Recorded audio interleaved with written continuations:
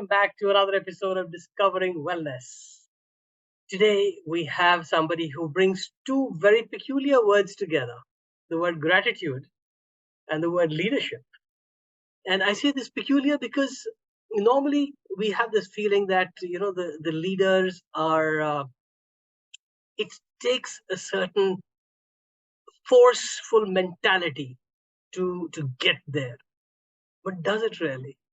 We're going to find out from somebody who's written two books on the subject, who's an international speaker and trainer.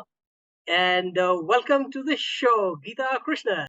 Hi, Sandeep. Thank you so much for the honor and inviting me over to this beautiful platform, which contributes towards wellness. Yes, gratitude is a very dormant, but at the same time, picking up topic right now. So tell me, Geetha, what is it that inspired you to bring these two words together? See, end of the day, when we're all humans, end of the day, we all have feelings. You cannot differentiate a feeling from a thinking mind because everything is connected. The whole universe is connected. So even if you are a boss in an organization or you're a subordinate in an organization, you are still a human being. You still have feelings and you still connect with a person one-on-one as a person, as opposed to a boss or a subordinate. So that is what we bring to the table when we connect with you. When we can create wellness with gratitude, that is what we try to incorporate with various strategies and tools. So tell us a little more about the other complementary aspects that bring about wellness. So when we talk, I use a lot of creative movement in my workshops. So when we say creative movement, of course, it's based on dance, but it focuses on various movements in our body. So when we are connecting with one-on-one, interacting with a person, so this an assertive interaction.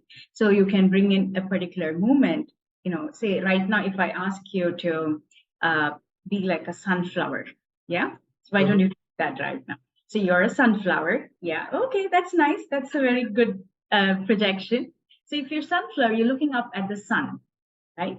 You're looking up at the sun, and when the sun goes down, you're drooping down, right? So when the sun rises up, you're again rising up, and you're opening up, and you're smiling, and you're feeling that beauty about you, right?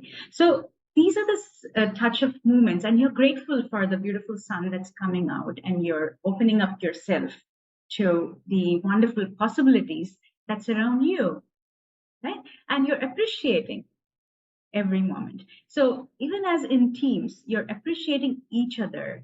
You're creating that bond between each other. And when we talk about, we're all aware of the SWOT analysis. So, but when we talk about it, we just say SWOT analysis and that's it. But when we are in the team, we actually believe in the SWOT analysis. What is your strength? What is your weakness? What are the opportunities based on your strengths? And what are the threats based on your weaknesses? And when they bring to the table, that's something, each one of us are different. We all have different fingers. So like when we are growing up, we have the sibling rivalry and the parents sometimes, he's better than you. And that's something that we have grown up with.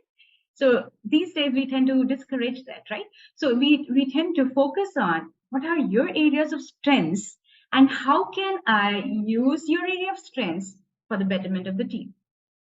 And that is where you start appreciating each other. You start being grateful for, oh, wow, you bring this amazing, your quality of, you're confident and your communication skills to the table. I lack in maybe, I'm more better in decision making. I cannot communicate as much so well, or maybe I have my language difficulties. So each and every person, all the fingers are different, and each and every person is going to be different. And so what are we bringing to the table? So this is where, as a platform, we can connect in an organization, and each and every person can be more susceptible.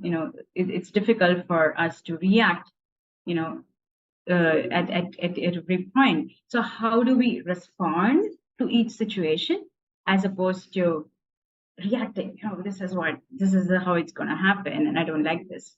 Teams are interacting with each other. At that point, it is they share about the gratitude that they have for the team member one on one.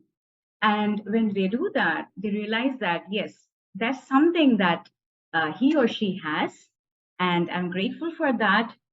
That's that being brought to the table, and that really helps me connect with the person. So you're completely away from your gadgets. You're focused on what is it that I need to find at this moment, and it makes all the difference. So all these things, with different tools and different ways of connecting, we try to accomplish with So, Geetha, gratitude. like I said at the beginning, a lot of people think of leadership as you use the word fear, inducing fear, or it's just something that you require force for. Hmm. How do you see what are the impediments that you have seen in bringing concepts which are so soft and so interdependent into such contexts? I agree to some extent, but the thought processes are changing right now. So there are a lot of uh, empathetic leadership happening, situational leadership happening, servant leadership happening. So gratitude leadership is, say, let me put it this way: like when me and my son, I'm taking this as an example here so that we can replicate in a corporate environment. Now, growing up, he's working right now, and um, he finished his master's in mechanical engineering and aerospace engineering, and he's doing pretty good. So the other day we had this discussion, and I was telling him, so he was telling me rather that he used to reprimand me for playing Xbox and all the time, about you're playing this, you're playing that, shut it out, don't do it. Instead, if you'd have told me that, why don't you play and then finish your homework, maybe I would have been more understanding and I would have done that better. So that this came from him. And I started thinking, I always used to think that I did that, but somehow he never got that.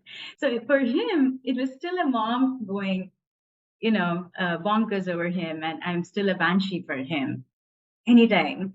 So that got me thinking. So it's like, so the child, when a child can feel that, growing up, obviously he was a teenager at that point, but why not us? We each of us have that child in us, and even when we are growing up. So when we translate it to the corporate setup, if we go on being that boss that you're talking about, the force, do this, do that, and recently I saw a video going viral about a boss being, um, literally shouting at his employees, at his staff on a Zoom call, on a meeting. Hmm.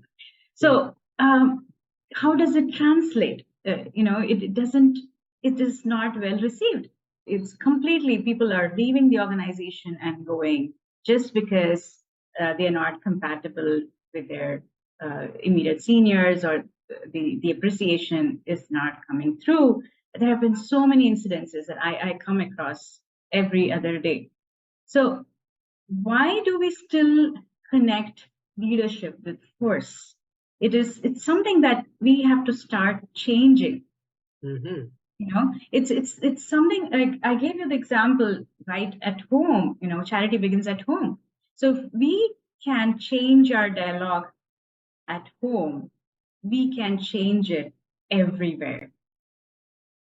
That is profound.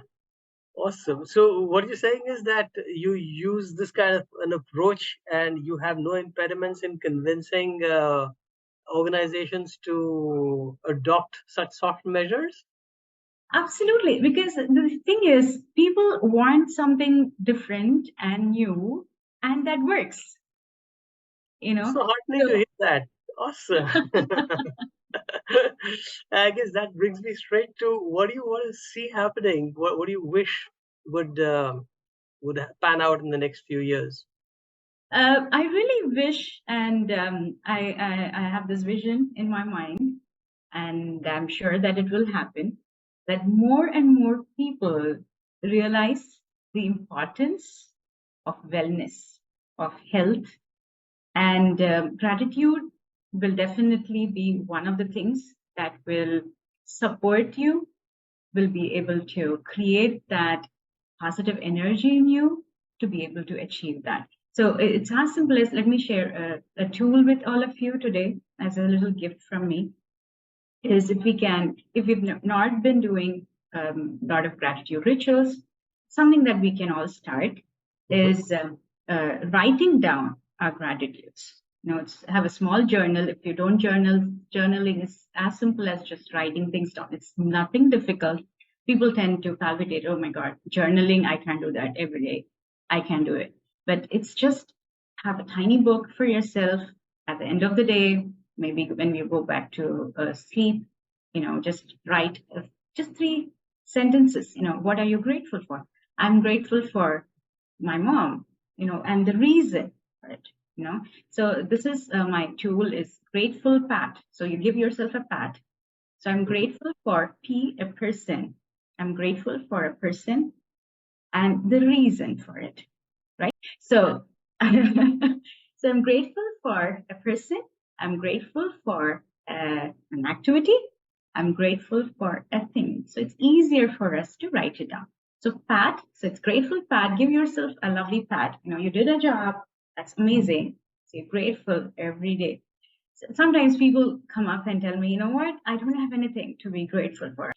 Say there's no electricity, I would light a candle, I would still say I'm grateful for that candle. So it's just the same way, So there are bound to be difficulties, there are bound to be hurdles.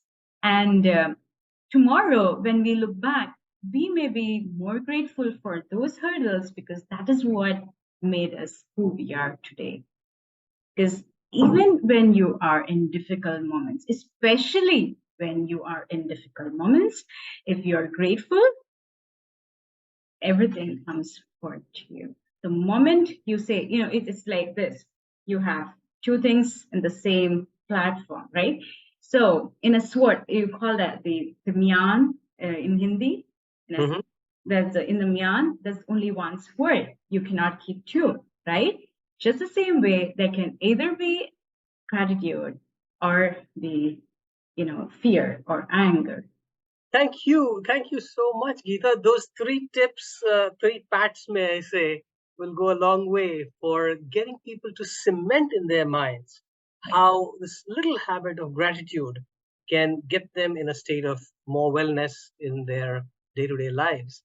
And on that note, thanks so much again. And viewers, join us every Tuesday for Discovering Wellness, learnings from corporate wellness seekers. And thank you for joining in today.